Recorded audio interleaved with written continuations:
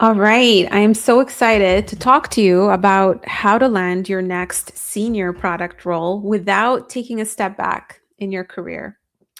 So, if you're joining me live, tell me in the comments where you're joining from. I would love to hear where you are tuning from. It's always exciting. By the way, I'm so sad because it is dark already at 8:30. That means summer is almost over. Anyway, um if you are in the comments, I'd actually love to know what level you are right now. If you are in product or any other profession, I would love to know. Are you a senior product manager? Are you a principal, director, VP, head of product? Would love to know if you're tuning in the comments because today we're going to talk about something I see happen all the time with very experienced product leaders.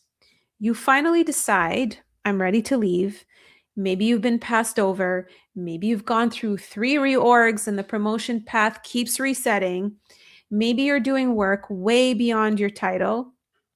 Maybe nothing is technically wrong with the company, but you've simply outgrown your role. You feel stagnant. You're no longer excited waking up in the morning, showing up to work.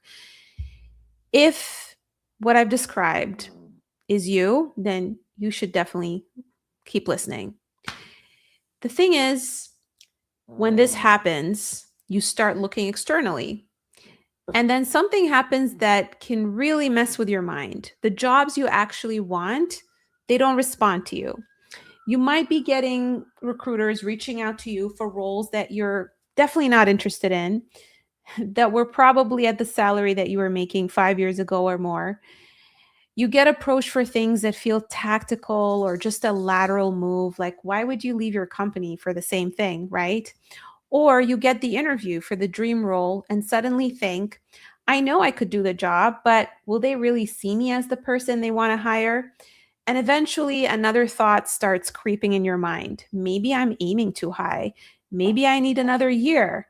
Maybe director at my company doesn't really mean director somewhere else. Maybe I need another certification. Maybe I should take something that is lower than what I am right now because I need to back it up. Or the people, or the one, people rarely publicly say to me is, maybe I'm not actually as senior as I thought I was, which is a very scary thought to have when you've done so much in your career. But when you go through so much in your job search, when you've been put down in the past, when there's anything that starts making you doubt yourself, that thought can definitely creep up.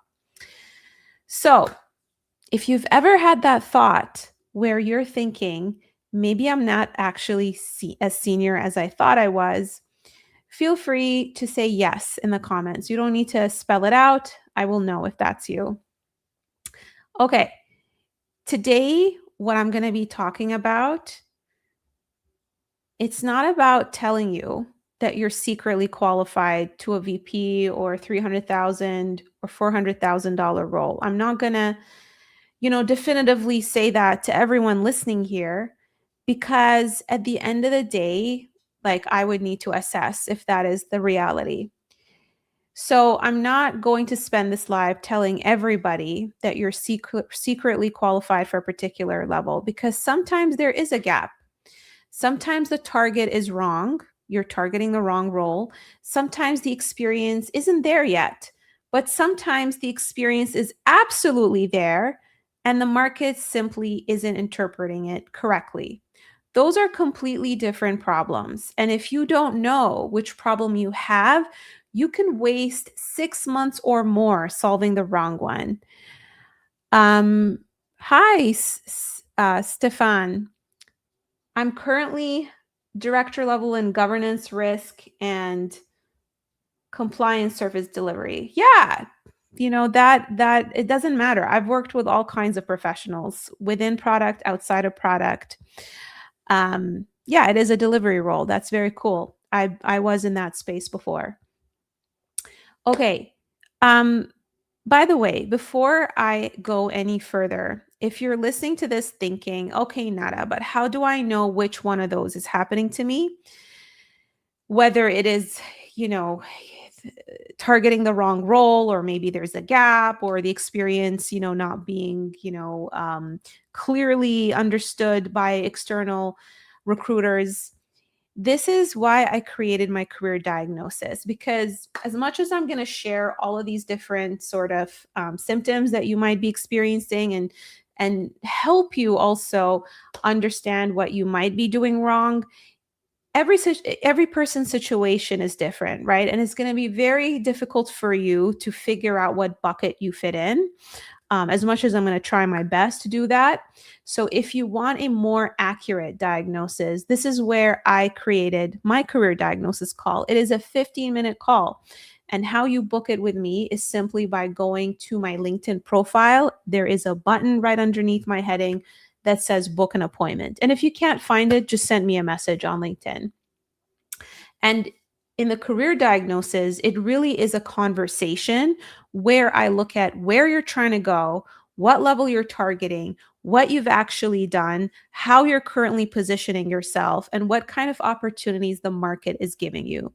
This is where I think the disconnect is, right? Sometimes my answer is, you don't need to keep taking certifications or getting more experience. You just need to position yourself properly. And sometimes it's possible that you may be targeting an entirely wrong role for you because you're simply used to how your company has been classifying you with the title, right? And sometimes, we find that, hey, there is a gap there. You need to do a little bit more learning. Let's identify what it is so that you don't end up wasting your time, right? And if I think I can help you solve it, then I'll explain how. If I don't, I'll tell you that too. But that's what the career diagnosis is for, is to help you figure out what is the problem that's blocking you, which is extremely valuable. Then we can, decide if we want to fix it together or not. All right. So having said that, I want to tell you about one senior product leader that I spoke with. She had spent years doing strong work. She was getting recruiter outreach.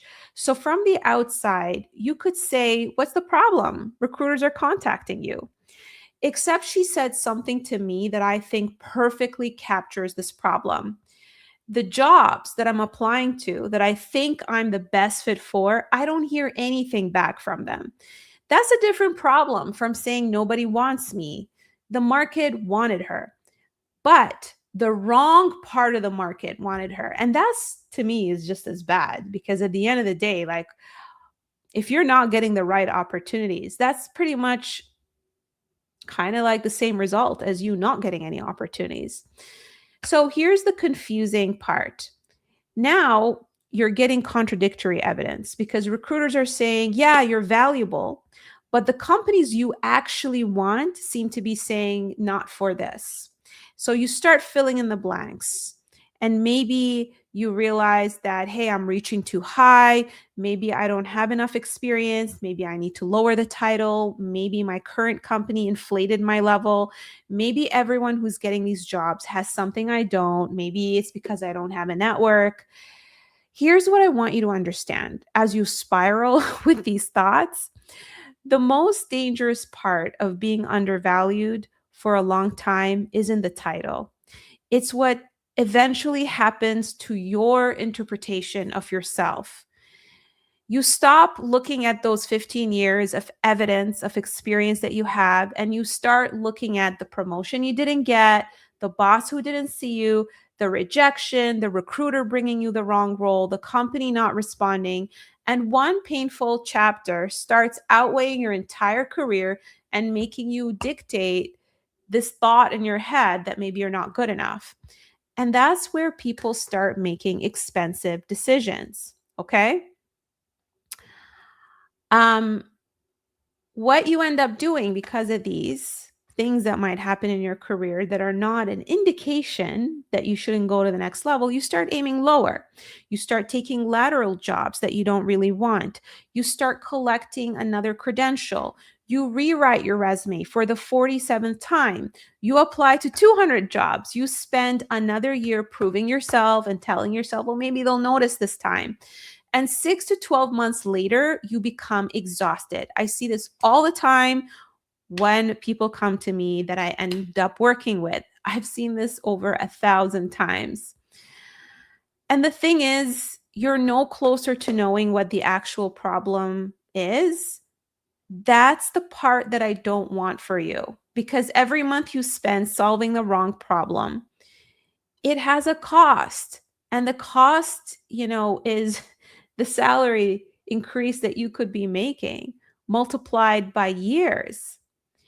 Here's the thing, it's not just a month, it's not just another month at the old compensation. It's another month without your next level scope. It's another month where somebody else is getting experience at the level you are aiming for. And it's another month of market feedback slowly distorting your self belief. And if you're underpaid by even, let us say, 50,000, that's $50,000 that you could be using, whether it's, for your kids, for your own, well-being. And if we multiply that by 3 years, that's $150,000. If we multiply that by 5, that's 250,000. But even that to me isn't the biggest cost. The biggest cost is making an insanely important career decision out of fear instead of evidence. And it pains me because I am a very ambitious person. A lot of times it's not just about the money for me. The money obviously is important, but it's not just about the money. It's about the respect. It's about knowing that I am capable of so much more and other people are getting those opportunities. And what I mean by those other people, I mean people who don't even have half the experience, making more money and getting that decision-making power. People who honestly don't even deserve to be in those roles. And you know what I'm talking about. This is why we have toxic work environments in some places, because those people are allowed and are put into these positions. And this is why I'm so passionate about what I do, because by helping amazing leaders get into the right roles, I'm literally contributing to a better society and better organizations with better cultures. I digress, but this is what happens when you're making the wrong career decisions. Okay, another product leader that I want to tell you about worked with me and had an almost absurd contradiction. Her previous manager believed that she was ready for a promotion. She was nominated. And the next leadership environment had a completely different interpretation, because they basically, she went through, like, her company went through like an acquisition. And so a new leadership team came on board and they basically undid what that previous leadership thought that she deserved, right? Now, imagine that happening to you. One leader effectively says, you're ready for more, you're ready to get promoted. Another one comes in and says, you're not even performing at the level you're at. Which one is right? This is where experienced people start spiraling, because you think seniority is supposed to be objective. It isn't always objective. There are organizations that are highly political. Managers have different standards. Structures change, mandates change, sponsors disappear, budgets disappear, promotions disappear. And this client came to me with the question, I don't know how to gauge if I'm the right fit. I don't know if I'm ready for the next level. That's a fantastic question. Notice what I did not tell them, believe in yourself, because that's useless. I also didn't say your manager's an idiot, go for a director. Also useless. We look at the evidence. We looked at the stories in her career, because one manager's opinion is not evidence to determine the next 10 years of your career, right? We have to look at your entire career holistically. And this is where I sit down with my clients and we figure it out. So when I assess someone's level, here are 5 things that I look for. I want you to write these down. So important. In fact, you should be reposting this live just for this part so that all of your colleagues and people who really need this can learn this framework. The first one is the complexity of the problem that you solve. So what level of problem are you solving? Are you delivering a feature, or are you owning an entire product? Are you defining a product line? Are you shaping a strategy across a team? or across the entire organization? Are you changing how the organization makes product decisions? Those are different levels. And so understanding that is going to help us, is going to partly help us determine if you are ready for the particular level that you're aiming for. Complexity. How ambiguous is the problem? How many systems, teams, stakeholders, markets, or constraints are involved? What is at stake here, right? If the problem that you're solving could literally tank the entire organization if not solved correctly, then we know what your level is. But if what you do is not going to, like impact the organization that much, then we also understand what level you're operating at. And we use concrete numbers, we use concrete scale in order to figure that out. Depending on whether you're at the VP level or the director level, the scale is going to be different. The third thing that we look at is judgment. Are you primarily the person who is owning those decisions? Or are you primarily just executing those decisions? Are people depending on you to make the decision when there isn't an obvious answer? So tell me if you feel that you are primarily executing decisions or you are owning decisions. Number 4, influence. How far does your influence travel? Your team, several teams, executives, engineering, design, sales, operations, finance, the entire organization. Consequence. What happens when you're right or wrong? What's at stake? Revenue, customers, strategic direction, regulatory exposure, millions of dollars, entire teams. That is evidence. Not I work really hard, not I managed a complex program, right? Not manager loves me, not I've been here for 11 years, and not even my title says director. Because title matters, but they are not the entire diagnosis, right? So I would love it if you put for me in the chat what resonates with you the most, or what part of the framework you really feel is the most valuable. Your problem level, the level of problem that you're solving, put 1 if you resonate with that. Put 2 if complexity is something that resonates with you in terms of how ambiguous is the problem, how many systems, teams, stakeholders, markets, or constraints are involved. Number 3, if judgment resonates with you and something that you feel you need to improve in your messaging. Maybe you are not articulating your judgment very clearly when you're having conversations with hiring managers. When you talk about your judgment, do you talk about how you execute decisions, or do you talk about how people depend on you to make those decisions? Influence. Let me know in the chat if you are guilty of not articulating your influence clearly. Put a 4 for me if you are that person. When you talk about your experience, do you talk about how far your influence travels to your teams, to several teams, to executives? Put in the chat 5 if you're guilty of not making the consequences clear when you tell your story. Do you talk about what's at stake, the revenue, the customers, strategic direction, millions of dollars that are impacted? I would love to know. Okay, now I want you to think about the role that you're targeting right now. Don't ask, do I feel ready?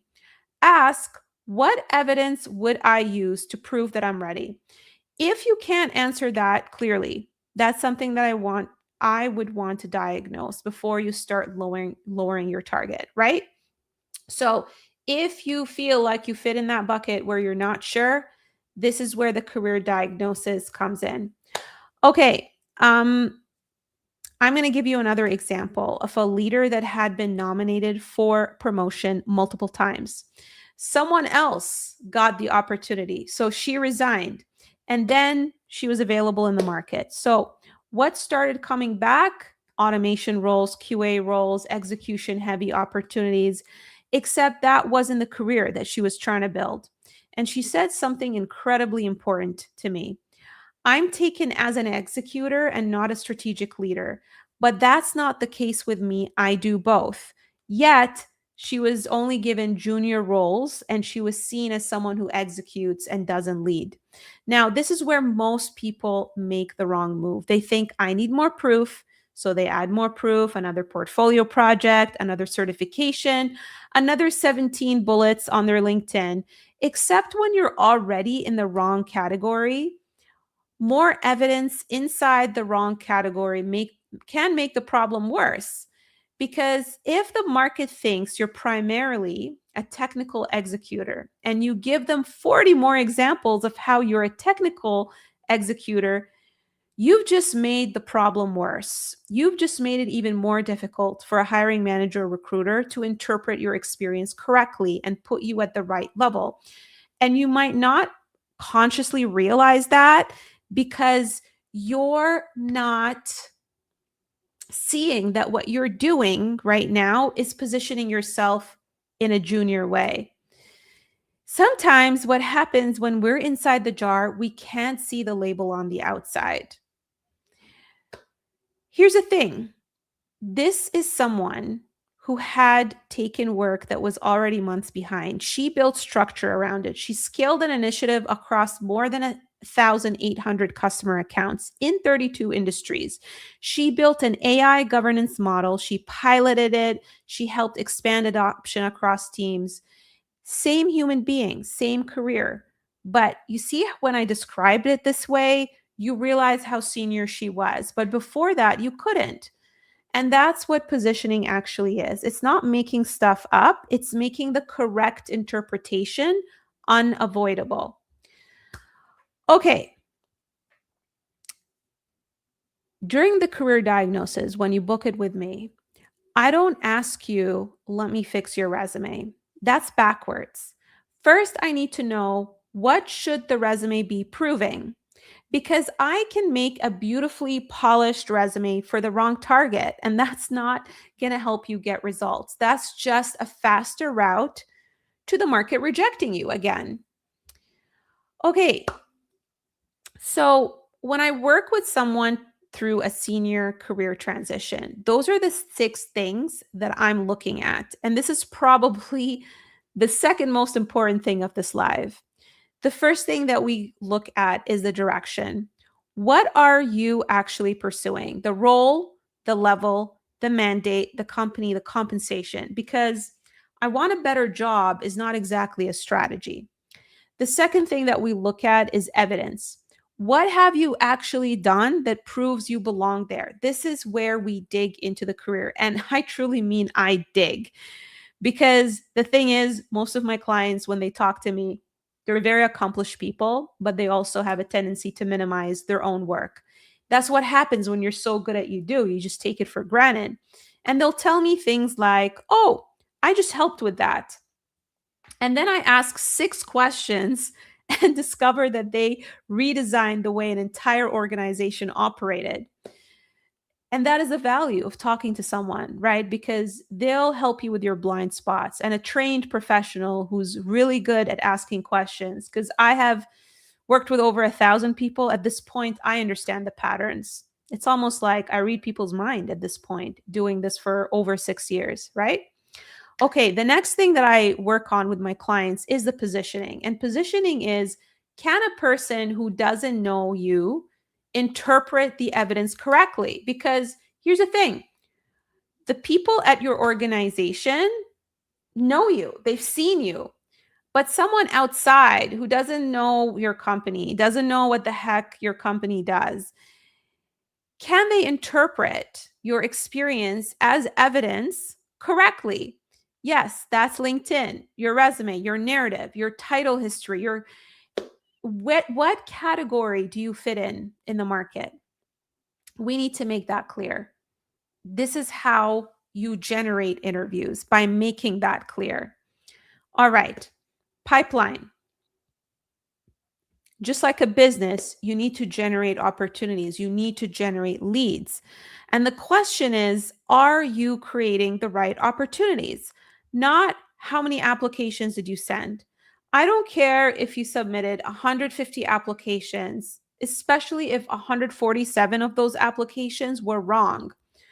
One of my clients landed a director offer in under 3 months after applying to only 9 targeted roles. Now, I'm not saying 9 is a magic number, Please don't leave this live and say, Nada told me to apply to 9 jobs and I still didn't get the offer. That's not the lesson. The lesson is that we had done significant work. This client and I have done significant work before those 9 applications. We understood what he was targeting. We built the evidence. We positioned him. Then he entered the market. Okay. So that's the lesson. The next thing we work on is conversion. So you're getting these opportunities, you're excited, but when you get into the room, do you actually sound like the level that you're targeting? Because you're used to talking about yourself in the old way, in the way that got you the role that you have right now.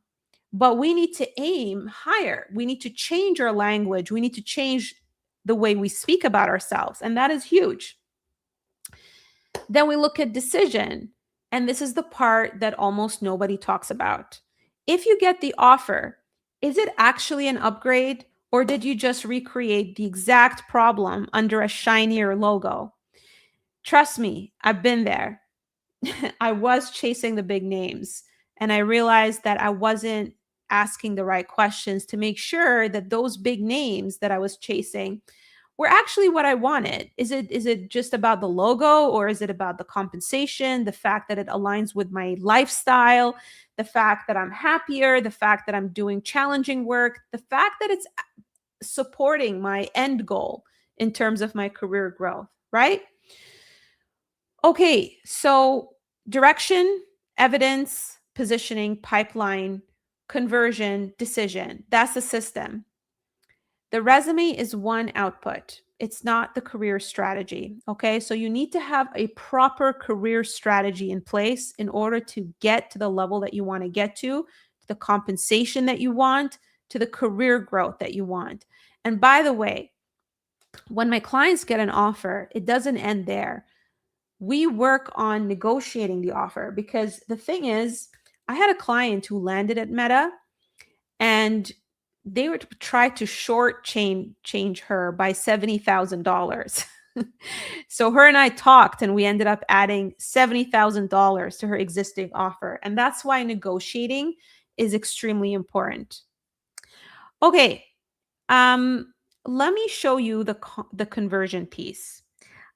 Another senior product leader had landed an interview for a role that she was genuinely excited about. Founder, mission she cared about, product she cared about, the kind of work she actually wanted. And she said, I think I'd be great at it, but I'm likely going to have trouble conveying my experience. Think about how painful that is, because you finally get the opportunity. You know you can do the work. And now the fear isn't, can I do it? It's, can I make them believe that I can do it? She was very worried about her executive presence. She felt like her mind would go blank. She'd fill the silence. She'd start saying things because she felt like she needed to answer immediately. And her strongest evidence would disappear inside too many words. But when we actually dug into what she truly did, she had taken a feature factory style environment and helped turn it into a real product organization. She had transformed a member facing digital experience serving roughly 500,000 people. The app had gone from a 1.7 star rating to 4.6. That's not, I don't have enough senior experience. That's, the evidence exists. Now we need the communication to reflect the right level of the evidence. And this is why I say senior leaders need fewer words and more conviction. Because at senior levels, I don't just want to hear what you implemented. I want to hear, what was the business problem? What did you see? What decisions did you make? What trade-offs did you navigate? Who did you influence?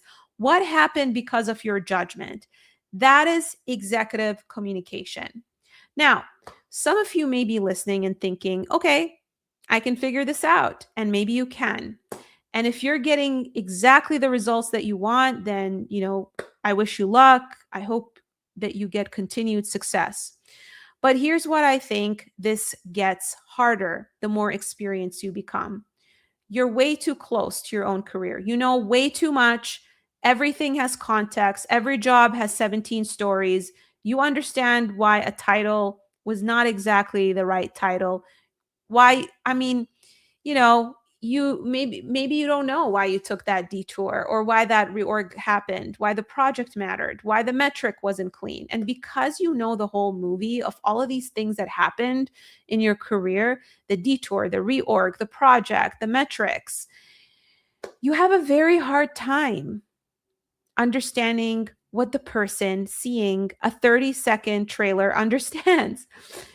They're all the recruiter, the hiring managers see a 30-second representation of your 20-year career. They get the 30-second trailer, and it's very hard to put together a 30-second trailer when you've been living inside it. It's hard not because you need another template. You can find a resume template on Google. ChatGPT can give you 700 resume bullets by the time that you have breakfast. Information is everywhere. The hard part is the interpretation. The interpretation of which experience matters that I should include or talk about. Which experience doesn't matter and isn't relevant? Are you genuinely ready for that level? Is the problem the target role? Is it the evidence? Is it the type of role, the level, the category, the positioning, the pipeline, the interviews? Are you getting bad results because you're aiming too high or because you're presenting too low? Those are very expensive distinctions to make a guess at and throw things at the wall. Which brings me back to the title of this live. How do you make your next move without taking a step back? Okay, so I'm going to summarize it for those of you who may have joined late. One, what level does my actual evidence support? Not my confidence, not my current title, the evidence. What level is my positioning communicating? Those can be different. What category is the market currently putting me in? Look at the opportunities coming towards you. That's the data. And then you'll realize if you're getting success in that. Where in the search is the breakdown actually happening? Is it no interviews? Is it wrong interviews? Is it final rounds but no offers? Strong offers but wrong roles? Those are all different problems. And if I accept this role, what becomes easier 2 years from now and what becomes harder? This one matters a lot because, just because you got a $40,000 raise and you landed a VP of product role doesn't mean that it's any better, because you can escape one ceiling at a company and join another company that gives you the ceiling with a better title.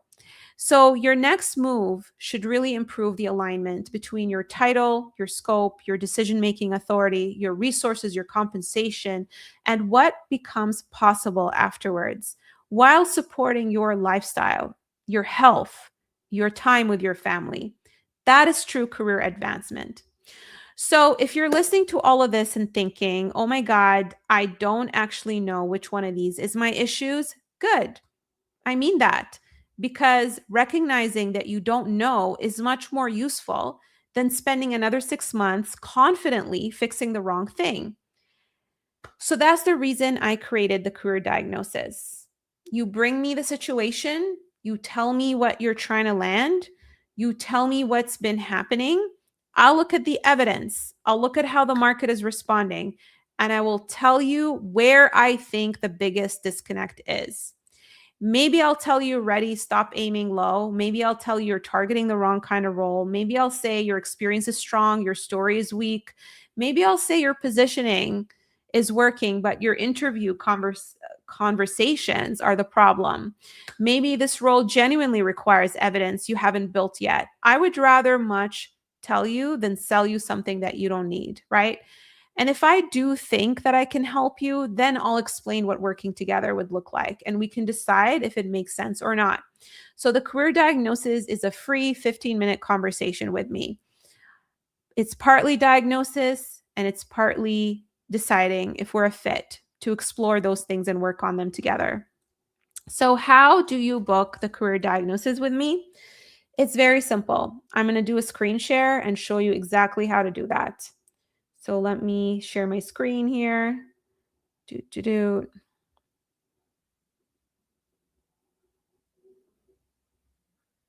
Okay, so as you can see, this button here under my name, book an appointment. Just click on it.